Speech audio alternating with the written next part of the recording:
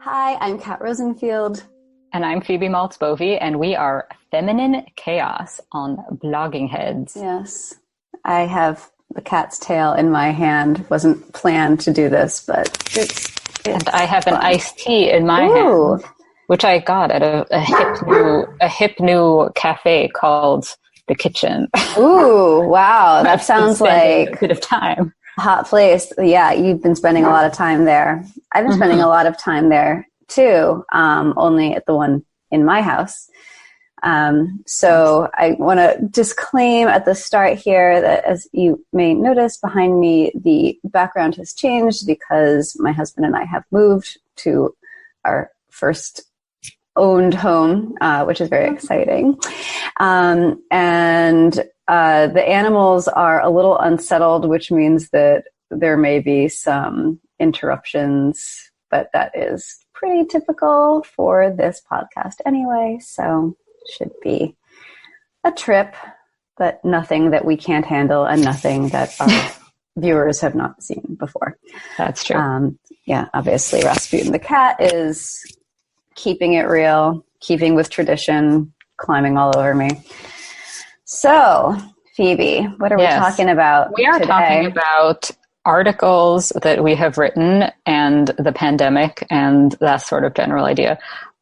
So we've both written some articles recently in Arc Digital, which has been a lot of fun to write for. And we, both have been about sort of quarantine related. Yeah. Well, yeah. So just like a sort of an intro to this thought, it seems like I remember that there was this like moment when it was like, not everybody should be writing about the quarantine, like only expert, but it's like, there's no not writing about it. Like everything is about it, even if it's not about it. Yes. At this point, because this new thing where you can't go really anywhere. It's noticeable, even if you don't go that many places. It is the air we're breathing, the sea we're swimming in. It certainly is. It certainly is. So I think we should start by discussing Kat's piece called What We Sacrifice to Be Seen. And so my favorite part was the part where you wrote, the human brain is a private place and its impenetrability makes it scary. Lord only knows what a person might be doing in there. So I got a kick out of that. Do you want to present the piece of it and we can... Yeah, this was an essay that, I had started sort of noodling on before the world ended. And then it became very much about how this idea of a private life has sort of, it was already evolving in weird ways in the era of the digital discourse of people being very online. And then all of a sudden we all went on lockdown and private life was all we had left. We all have to go into our homes and our only gathering place is on the internet, where the only public life you have is what you choose to post, what you choose to share. Mm-hmm. And I think, it's at first, it was sort of centered on this idea that we don't keep things private because it's rewarded to sort of perform whatever you're feeling, just as this poodle is performing his feelings over to my right. That it's hard for us, I think, us, like, not us, you and me, but us as, a species who are in the digital world, to have thoughts and not share them and not put them out there as though the response of other people is sort of what makes them real. You put it online and somebody likes it and it's like, okay, this is, I've been validated. And this idea it's very existential. Yes. Existentialist. Somebody is rustling a potato chip bag. I'm getting the dog out of The here. hazards of podcasting when everybody is trapped in the same space. So once we all went on lockdown, this changed things and at the same time didn't change things. Mm-hmm. You know, we are all now in our own homes. You know, we could have more privacy than ever before. Mm-hmm. And yet, you know, we're all online. We're all posting. We're all talking about how we're coping or not, and all judging each other's, you know, ability to cope or chosen coping mechanisms. You know, one of the most interesting things I think about what's happening now, like on Twitter or even on Facebook, you know, when people post about what they're doing in quarantine, is the appearance of somebody to tell you that you shouldn't cope this way or joke that way, or, you know, whatever. Yes. Whatever you're doing to deal with your isolation. You know, even if you know, you could have done it in private and not shared it. You know, nobody would have been the wiser, but because you did, here's somebody to tell you that you're doing it wrong. You've offended them. Yeah, that has been, there was a great Emily Gould tweet that was something like about everybody's coping mechanism being the wrong one. That, yeah. I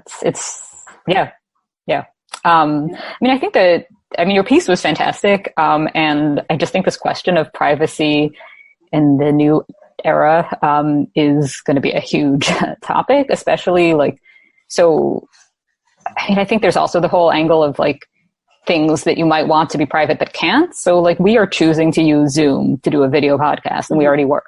But people's work is now, on Zoom or school, and there have been sort of questions where it was brought out of the New York City public schools, Zoom, because it's of privacy risks. But basically your home is suddenly public, possibly whether you want it or not. And your family members are, visible. And then there was an article in the New York Times about different college classes where a rich kid is in their summer home, and poor kid is on her family's food truck, and they're in class together, and it's suddenly clear where everybody's from, in a way that wouldn't be if you're all in the room. And it's just this whole thing where sort of there's on the one hand the whole sort of performative thing where whichever tendency there was to this has been discussed for years now, but this sort of, when you have a thought and think immediately of the tweet that should be, rather than just living the thought, but now it's that's it, everybody's just on the computer, we're all very online. There's really no alternative. But then there's also this sort of being forced to be public, which, is tricky. Yeah. It just doesn't seem like private. It's everybody's home is also their office.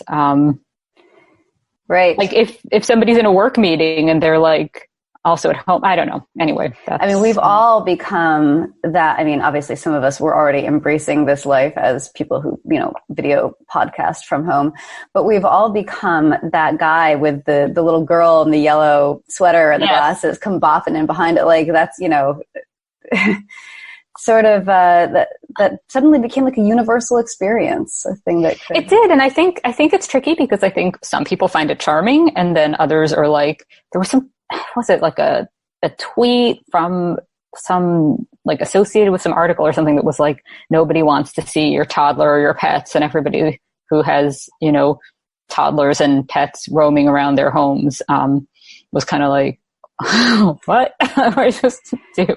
Where are they supposed to be? Because we joke that this part of where I'm sitting now, this part of the dining table is the office, when my husband is at work, in the office. And unfortunately, a lot of his meetings are at exactly what's either our daughter's snack time, lunchtime, whatever. And she has just learned how to blow milk bubbles, and just generally just switched from kind of baby to toddler in terms of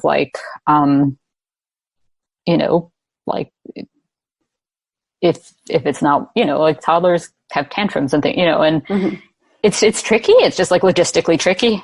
Yeah. Well, what's it's interesting actually when you see, I think like a lot of households, mine is watching a great deal of news. And of course, everybody is, doing their like talking heads moments from home. And it's fascinating to see where people have chosen to set up, what kind of background they've opted for. In some cases, you're seeing things behind people that, I think have the potential at least to really change what you think about them. And we had this moment, I don't know, maybe it's betraying my husband's privacy a little bit to talk about this, but we were watching somebody, broadcasting, doing a segment from his home.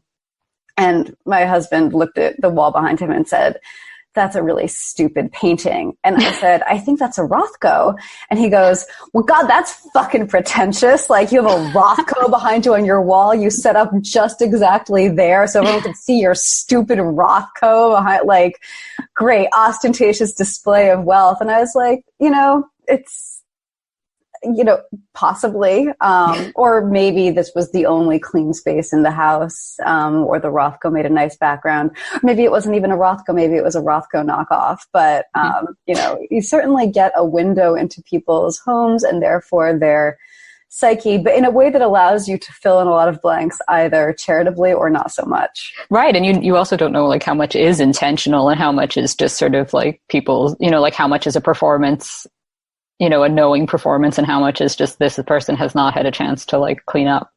Yes. I mean, I say this sitting in front of the built-in bookshelves that I tried very, very hard to decorate so that they would be an attractive background for this podcast, and, realizing that I did not decorate them high enough. So you can see that they're, I'm still moving in, and there's a partially painted wall behind my head. Well, I'm sure that the partial painting is just sort of, it's part of the look for intentional. So it the represents the inner state of my psyche. Everything. I want to talk more about your article because of this question of feeling seen from art, because I think that's fascinating. This notion of like that you need to not just be like represented or relate to or something, but like this notion that the art has to see you. Yes. Well, the art has to, and like when we talk about being seen, we really talk about we're talking about being validated. It's like you want this art to reflect the world as you see it, as you think it should be, or you want it to reflect your own values. You want this art to tell you, in its arty way that, you're doing things right, that your interpretation of things is right, your values are the correct ones. And I thought that was an interesting, this again was something that I started noodling on before, we all fled indoors, and suddenly, we're all watching a lot more TV and consuming a lot more art or, trash, whatever, whichever your tastes are. But related to like the American dirt discourse, which was only about a month ago, and it feels like it was a decade ago. But yeah, there's this sense that harm is being done to you if the book you read or the film you're watching doesn't see you, doesn't validate you. Mm-hmm. Mm-hmm. I wonder about how that fits with the whole thing that people keep saying, and I've had this thought too, when you're watching something now and you're thinking, oh my goodness, those people are not socially distant. They're all too close together. Yeah. And it's like this sort of, it does kind of like on this very visceral level, like people are like, there's no avoiding like relating to art in that sort of personal way, but I feel like there used to be a kind of stigma on that. Like that was the unsophisticated way of looking at things, like if you hear your own like love story in a love song, that's like cheesy and something to grow out of or something. And now it's like, yeah, that it's unsophisticated. That is interesting. I don't know. When I wrote this essay, I felt, and I still kind of feel now that I'm trying to talk about it, that it was a loose collection of thoughts that related to each other that I didn't have the bandwidth to actually like completely tie up into a bundle. But yeah, so something about the intersection of, posting online in search of somebody to respond to it, feeling like it's not real until you do, sitting down and watching TV and wanting to see yourself, wanting the art you consume to be a mirror, like you're not real if the art doesn't make your story that you're telling yourself about your life seem true. I thought it came together, but thank you. But speaking of being trapped in our houses, the one time that we do get to leave is to go grocery shopping. And transition. I want to talk about your piece at Arc Digital called The Pantry Police, which is a fantastic rumination on not just the ever-shifting set of rules for, what's considered socially acceptable public behavior, as the idea of it being socially acceptable to be out in public is becoming more and more fraught. But how the ire of the pantry police, those of us who are focused on grocery shoppers, policing the grocery shoppers among us, settles particularly on a type of woman. Mm-hmm. Yeah, there's been a lot of sort of discussion since quarantine started about whether or not the pandemic is a feminist issue. And maybe this is sort of where you can certainly make that argument. Right. So, even if more men are dying, more women are, shopping. Women be shopping for beans. Yeah, basically, I just, this piece was born of my own genuine confusion over how you're supposed to buy groceries now, because it just started. And also I should say that as, an update since I wrote the piece is that Americans have been advised to avoid grocery stores or pharmacies for the next 2 weeks, by the Dr. Birx. She said, and it's like, okay, just I missed that announcement. If you have it's not like a law, it's like, if you have a prescription that, you need to get refilled the next 2 weeks, maybe you just don't, apparently, it didn't make any sense. It didn't make any sense, or, just don't eat, but also, so things just didn't make sense. You were basically not you, Kat, but one was told, don't hoard, but also make sure you have enough for the period of time that unspecified that keeps changing. And I just was super confused about this. I live in a 1-bedroom apartment, currently, and, we don't have tremendous amounts of storage space. We do have a pretty good kitchen for that space, but and we don't have a car. So how much could we even bring at a time? So I wasn't really sure what to do. But it seemed like and my big regret, I should say personally, is not having hoarded properly. We are those people who are how much toilet paper do we still have? How many paper towels do we still have? Because, these things are finite. And now stores have closed. But yeah, it just seemed like the advice was constantly that everything was doing it wrong and that you were somehow supposed to what I kept seeing was sort of all the content to do with this was kind of written in this kind of explanatory / kind of scolding tone of you idiot, that you didn't always know how to prepare for 14 days of not leaving your tiny apartment. It's what? Well, how do you buy 2 weeks of food at a time without it looking like you're hoarding? That seems completely paradoxical. Yes, and then there's just so many variables of how many people one person's shopping for, because you're a bad person if your whole family goes to the supermarket, but you're also a bad person if there's so much in your cart that you look like it's how could you possibly need all that, and it just seemed like everything was doing it wrong. So if you go to the supermarket, you're supposed to feel like you're a terrible person putting supermarket workers at risk by being another body there. Mm-hmm. But also, if you get a delivery, which we did once, it's not something I normally do because we live near a supermarket, but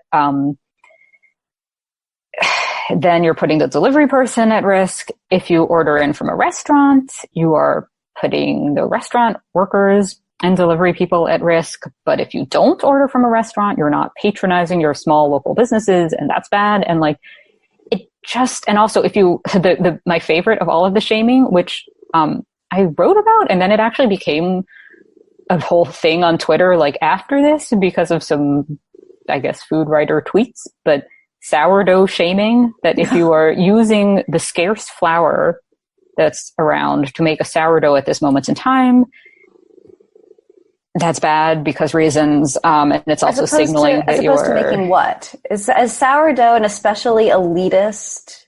Apparently it involves a starter. I guess it all apparently comes down to that there was some sort of yeast shortage, but that is the one thing we actually have a lot of in my home. We have a lot of instant yeast, so I have not been attempting this. But yeah, I don't know. I don't know why. It's like this nonsense where people are just all stressed, I think, and it's much easier to imagine that the problem is people doing their grocery shopping wrong rather than, a virus jumping from pangolin to human, and which no one was expecting. It's much easier to say like, oh, Karen with the toilet paper is doing it wrong. Yes. So we got to talk about Karen, but I want to touch on, I think my favorite part of your piece was where you identified this sort of ephemeral sense throughout the discussion that, like, if you were really a good person, you would find a way to stop eating. Exactly. Well, that's where it seems to go. And it's funny because there's also, on top of all this, which I didn't get into in the piece, been the whole discussion of like, is the pandemic, or talking about the pandemic, triggering to people with an eating disorder because of like, people are saying they're losing weight, gaining weight, whatever, from being, obviously everybody's eating and exercise is going to have changed, in whichever way. And that gets kind of like solemnly discussed, but what doesn't is this notion that like everybody's supposed to suddenly feel like buying groceries is a luxury that they're like an asshole for feeling entitled to. And I guess it's my opinion that that's not the case, that we all do need to eat. And that, it's just this, like, there was some headline in the Times that was like, is this delivery person's life worth, whatever. And it's like, there are problems with how food is being distributed, and they are not addressed by telling people that they're shitty people for eating. Yes. Not to mention that eating is one of the few things you still have to do it. You can still do it. It's all we're left with, basically. Yeah, you can enjoy it, if you have the right foods, although you may then feel guilty for enjoying it because the foods you're eating are causing you to get really fat in quarantine. But of course, you can't talk about that because that's problematic. All I think about is food that neither I nor my husband have prepared, and how I just want to I really just want to eat food made from I never even go to restaurants since having a baby, and all I want to do is be in restaurants all the time. And it's that's not happening. But having moved in the midst of all of this, it's at one point, I guess it was probably maybe a week and a half ago, because, we were starting to pack up everything. The process of moving being very different and difficult when everything is closed.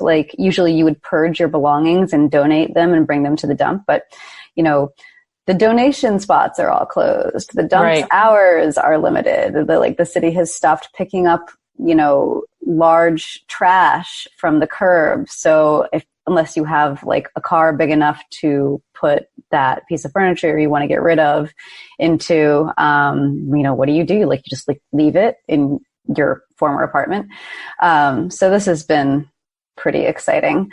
But we decided that we were going to make things easy on ourselves by just packing up the kitchen and getting takeout. And that sounded like the most luxurious, incredible thing when the decision was made. And a week later, I was like, I never want to see a Wendy's bag again. I never want to see another pizza again. I just want food made in a pot on a stove by me. If you want to mail the Wendy's and the pizza If with only, a little, in a Lysol sprayed package. yeah, I'll spray the pizza with Lysol so it won't Definitely. grow anything don't want as that it, on Yeah. route. And then you can put it in the oven to burn off the Lysol and also reheat it. That sounds practical and reasonable. Can we talk about Karen? Let's talk about Karen. Karen would not be spraying Lysol on a pizza and putting it in a box. So Karen is this notion. We've talked about Karen on Feminine Chaos. I mentioned Karen in my piece, but then after that, somehow, and I'm still not 100% sure why, and I think it involves British Twitter, Karen is the thing. Karen is the topic again. And I guess there was this question of whether Karen, so that's the middle-aged white lady who goes and complains to speak to the manager. Okay, that's Karen. Right. Is Karen a slur? And if so, is Karen, right? Put a little asterisk. Yeah. A slur. Yeah, asterisk the vowels. And if so, against which group of people? And it seems like the conversation, like most such things, is just so dumb. It's like painful because it's like either you have to think that Karen should be like the K word because it's so traumatizing for Karen or whatever, or it's absolutely fine. And it's in fact, it's a very silly argument with people on Twitter about this who were arguing, obviously it was like one of these on behalf of things saying, that Karen is actually sort of an anti-racist tool, the anti-racist toolkit. And yeah, anyway. Well, I think it's the fact that, I don't know, we've all moved inside. So like the domestic realm is kind of everything right now. It's where we all are. And Karen is I don't know, like kind of the evil overlord of the domestic realm. She's the person who's putting herself and her family first and is not is not embarrassed about it, which is like sort of the liberal white lady, white feminist who's on Twitter or sort of plugged in or whatever is more online would have qualms at least about this. But Karen wants the best for herself and for her family, right, and is not going to, she's not going to apologize for that. She's not going to perform the ambivalence about it. Right. So she takes all the toilet paper, because that's where I first saw this to do with this topic, was like some tweet about like Karen taking all the toilet paper. Oh, interesting. Yeah. So this was before the British question of whether Karen is like turf or whatever. But like, I'm kind of more interested in the toilet paper part, like that this notion of like, because I mean, frankly, like, how are you supposed to know how much of any of these things you're supposed to buy? And this notion that also that the real villain is Karen, it's always like, instead of thinking about like the government's coronavirus policy, and by the government, I mean of any state, because like it's all a big mess pretty much everywhere. Yes. That you can just be instead angry at a woman who's doing her grocery shopping in an insensitive way, or who also, I guess it has to do with like at the register at the supermarket, if you aren't like deferential enough, then you're Karen also. Mm-hmm. Yeah, well, I mean, it strikes me that the debate over whether Karen is or isn't a slur is really, really stupid, really pointless, and very much related to the kind of circular debates that people get into over whether, like, what direction is a joke punching? Is it punching up or is it punching down? And at some point, like, I wish people would take a step back and ask if, like, should we be punching? Should we be punching in any direction? Like, maybe punching is not the thing to be doing right now. And sort of similarly, name calling, which is, I mean, like, Karen may or may not be a slur, but it's certainly like a derogatory term. You know, if somebody calls you that in one of these tense exchanges that you can have. I heard about somebody getting called it to her face. What? Yes. Yeah. Somebody I follow on Twitter, some lawyer, I can't remember this, but who it was, but I think his wife was out and, perceived somebody standing too close to her, in like the line at the bagel store or whatever, and asked, for a little bit of social distance, and was called Karen for, making this request. Oh my goodness. Yeah. And so, I don't know, the thing that kind of interests me about the Karen discourse is that it's clearly something that you say to somebody when you want to be rude. You're intentionally trying to antagonize this person. You're calling them a name. And if there's any suggestion that maybe you shouldn't do this, like, maybe don't call people names just because people don't like that. You probably wouldn't like it if it was done to you. The response that you get is like something out of a middle school lunchroom where it's like, oh, did I hurt your feelings? And it's like, why have we kind of, I don't know, like, why is this where we've ended up? Yeah. I mean, I think it's like, it definitely builds on the sort of like white lady thing where it's like on the same complaints that do have, I wouldn't say in the case of Karen, it doesn't seem to be origins, but at least with the sort of like yuck white women discourse, that it just has a different function if it's actually Black people or other non-white people upset about racism than it does when it's, for example, white men being just hating, not, okay, how to phrase this in a way that doesn't, not hashtag, not whatever. It can sometimes function as the same thing can be anti-racist and sexist, depending not just the identities of the speaker, but also just sort of the context and why something's being brought up. If a woman is Karen for asking to speak to the manager in an appropriate situation where she's just being kind of like assertive, and this is like stigmatizing a woman for being assertive, in a case where you wouldn't stigmatize a man for being assertive, or in a case where a man wouldn't even be necessarily doing that mundane task to begin with. Yeah, I mean, it just, I guess I do not feel inclined to give the general use of Karen the benefit of the doubt, whereas it seems like some people I was arguing with on the internet, because there's nothing else to do anymore, felt otherwise. So I don't know. And then there was somebody also in this thread who was like, there are also Black Karens, and who just was like, yuck women in general. And I was like, okay, this is really going well.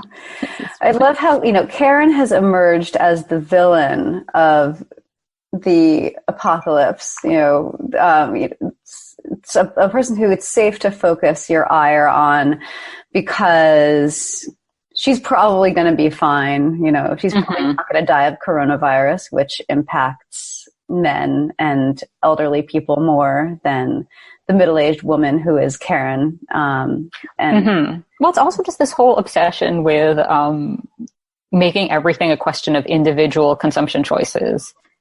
In the same way, I think there's like making everything like anthropomorphizing everything in a way. And it's like the problem isn't a pandemic. The problem is a pandemic is impossible to understand, to wrap your head around really. But people being annoying at the supermarket is very relatable and understandable. And like there's so much etiquette. I'm sorry, like my whole Twitter feed is like, this is how you should behave in this situation. This is how you should behave in that situation. It's like, it's all new and it's all changing constantly. And, I don't know. I want to go outside and like, not be in my apartment. And I don't mean just to like, let my dog use the toilet. I mean like actually go outside. But yeah, it seems to come down to a lot of people seeking comfort in something familiar and what's familiar. In the discourse, in the culture wars, it's relaxing to be angry for stupid reasons. Yeah, it's all we've got. It is. It is. And perhaps on that note, shall we? We shall conclude. This has been Feminine Chaos from Quarantine. Thanks for joining us, and you can support us on Patreon. Please do. Patreon.com/femininechaos. Bye.